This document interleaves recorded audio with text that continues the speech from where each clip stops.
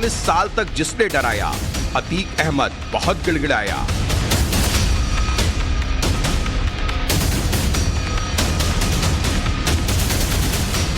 रोता रहा mafia don, मिट्टी में मिल गई उसकी जान।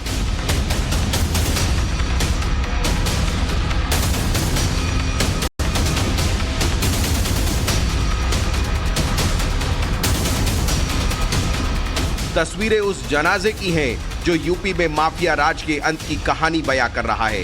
एक जमाने में बेखौफ माफिया अतीक अहमद के बेटे असद के आतंक से प्रयागराज को मुक्ति मिल चुकी है। आज असद अहमद मिट्टी में मिल गया। अब वो कभी न किसी को डरा पाएगा और न ही किसी को गोली मार पाएगा।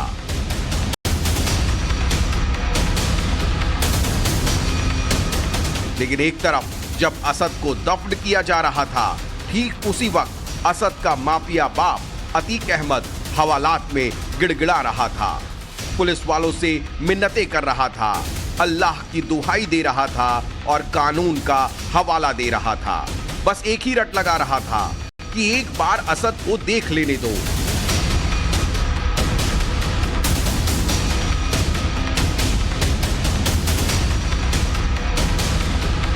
ये वही अतीक अहमद है जिसने न जाने कितने बेगुनाहों को मौत के घाट उतरवा दिया, न जाने कितने ही घर उजाड़ दिए। 100 से ज्यादा तो अतीक पर मुकदमे दर्ज है। आज वही अतीक अल्लाह की बात कर रहा है। अतीक अहमद के बेटे को सुपुर्दे खाक कर दिया गया, लेकिन अतीक अहमद ने इस बीच इच्छा जताई थी कि वो अपने बेटे का अंतिम दर्शन करना चाहता है, आखिरी बार अपने बेटे को देख लेना चाहता है। लेकिन कानूनी मजबूरी थी, लिहाजा अतीक अहमद को आखिरी वक्त में अपने बेटे का दर्शन नसीब नहीं हुआ। और ये नसीबी है अतीक अहमद का कि वो अब सलाखों के पीछे होने के साथ साथ इस वक्त पुलिस की पूछताछ के घेरे में है। तो दूसरी तरफ अतीक अहमद बार बार अय्यार की तरह, बहरूपियों की तरह अपना रूप भी बदल रहा है। कभी वो आंखें दिखाता है, कभी वो बदला लेने की बात करता है, तो कभी वो डर दिखाता है, कभी वो कहता है कि उसे मिट्टी में मिला दिया गया और रगड़ा जा रहा है। सबसे बड़ी बात यह है कि अतीक अहमद अभी रिमांड पर है और इस बीच उससे लगातार पूछताछ चल रही है। और उसने जो बातें कही हैं, जो सूत्रों के हवाले से बातें बाहर आई हैं, उससे यह पता चला है कि आतंकी संगठन के साथ भी उसके संबंध थे और पाकिस्तान से वो हथियार मंगवाया करता था और उन हथियारों का इस्तेमाल कश्मीर में बैठे हुए आतंकी भी किया करते थे। जिस वक्त असद की डेड बॉडी प्रयागराज पहुंची, अतीक भूमनगंज थाने के हवालात में बंद था। सलाखों के पीछे से अतीक लगातार अल्लाह की दुहाई और कानून का हवाला दे रहा था। पुलिस से वो क्या कह रहा था, आपको एक पॉइंट बताते हैं। असद के जनाजे में शामिल होना मेरा अधिकार है। अल्लाह सब कुछ देख रहा है। अल्लाह किसी को माफ नहीं करेगा। तुम सब मेरे परिवार को खत्म करना चाहते हो। टीवी पर ही असद को देख लेने दो, मोबाइल पर असद का अंतिम संस्कार देख लेने दो। परिवार की तरफ से ये था कि जो उनके पिता और चाचा को देखने का मौका दिया जाए, चूँकि ऐसा नहीं हो पाया है। वो पुलिस कस्टडी रिमांड पे चल रहे हैं और समय से पहले ही, कोर्ट खुलने से पहले जो उनके सबको सुपुर्द खाक कर दिया गया। न्यायालय खुलने से पहले ही सबको जो दफना दिया गया, तो ऐसा कोई मौका ही नहीं दिया गया कि कोई अर्जी पढ़ सके। कम के मौके पर और हम ज्यादा कुछ ना बोल पाएंगे। परिवार की तरफ से बाबूजी कौन शामिल हुआ, जो आरोपी नहीं है उनमें, उनकी बात कर रहे हैं। अब परिवार के लोग तो बहुत से लोग आरोपी नहीं है। हम भी जो है तो परिवार ही के हैं, हम भी परिवार ही के हैं। हमारे जो है तो रिश्ते के हैं। हमारे जो है ये नाती लगते हैं, सगे नाती नहीं है, मतलब नाती है, रिश्ते में नाते हैं। असद को जब दफनाया गया तो गिनती के 25 से 30 लोग मौजूद थे और हर आने जाने वाले पर पुलिस की नजर थी।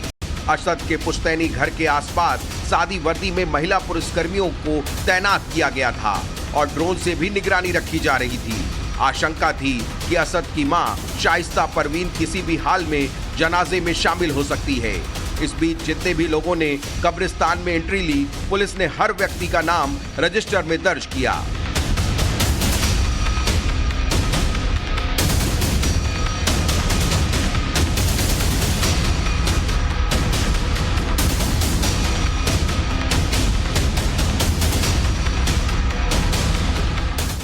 असद के जनाजे में दूर के रिश्तेदार पहुंचे, जिसमें मामा, फूफा, मौसा, नाना और दूर के रिश्ते का भाई मौजूद था, जबकि असद के सगे रिश्तेदार असद को आखिरी बार देख नहीं पाए क्योंकि असद के अब्बू अतीक जेल में बंद हैं, अम्मी शाइस्ता फरार हैं, बड़ा भाई अली जेल में बंद है, बड़ा भाई उमर भी जेल में बंद है, जबकि 2 छोटे भाई बाल सुधार गृह में हैं।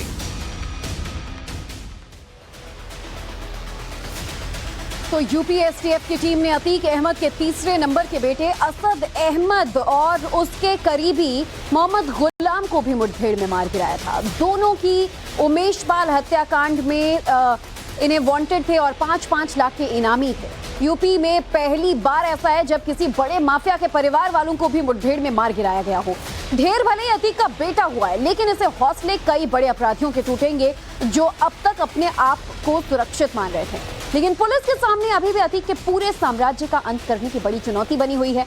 पुलिस अब अतीक का गैंग ऑपरेट कर रही है, उसकी पत्नी पर फोकस कर रही है।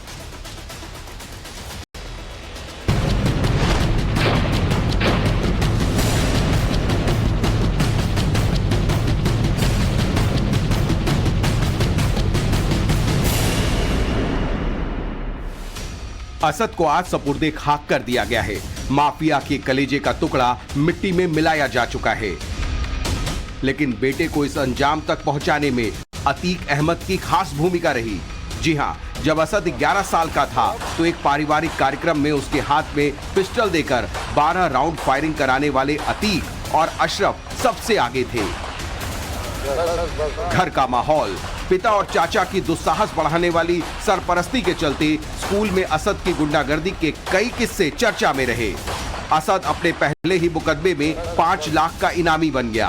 असद के बड़े भाई उमर और अली पहले ही जेल में हैं, जबकि 2 छोटे भाई उमेश पाल हत्याकांड के बाद बाल गृह में रखे गए हैं। अब बची असद की मां और अतीक की पत्नी शाइस्ता परवीन। 50,000 की इनामी और वांटेड शाइस्ता परवीन वो कड़ी है जिसे तोड़ना पुलिस के लिए चुनौती है, क्योंकि अतीक के जेल जाने के बाद से शाइस्ता ही थी जो पर्दे के पीछे से पूरे गैंग को ऑपरेट कर रही थी। अतीक के बेटे असद के एनकाउंटर के बाद अब पुलिस की नजर अतीक के गुर्गों पर है और यही वजह है कि पुलिस की अलग अलग टीमें अब असद के एनकाउंटर के बाद उन लोगों को तलाश रही है जो या तो असद के सहयोगी थे या फिर अतीक के गुर्गे हैं, जो क्राइम की दुनिया में अपना नाम बना चुके हैं और अतीक अहमद के नाम पर लोगों को डराते या धमकाते हैं।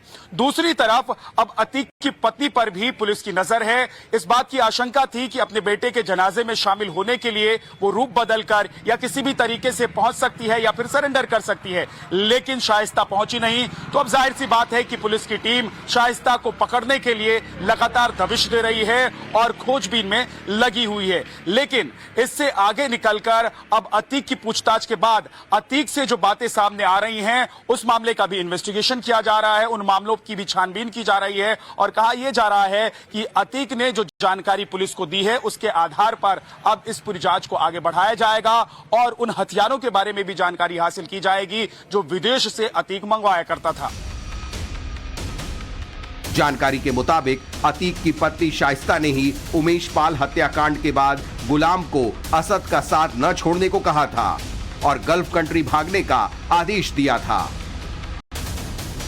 यही नहीं, असद कुछ समय पहले नेपाल जाने की फिराक में था।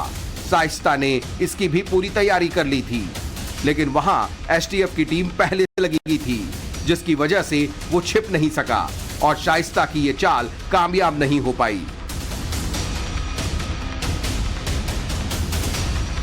असद के एनकाउंटर के बाद पुलिस अब शाइस्ता पर फोकस कर रही है।